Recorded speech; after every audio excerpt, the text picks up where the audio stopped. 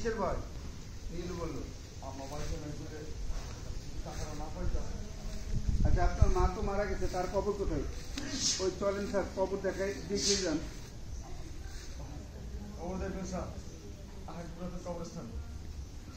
দাঁড়ান দাঁড়ান, আপনার মা কবে মারা গেছে? 1 বছর আগে স্যার। 1 বছর আগে 2 তারিখ। তাহলে ডেথ সার্টিফিকেট দেখান স্যার। ঠিক আছে, নাই দেখে তো মিছা কথা কইছি, হারাই ফেলাইছি। ওইটা ঠিক আছে, ওইটা তুইলে আপনাদের জানাবো। ওইটা বলো, অ্যাকশন।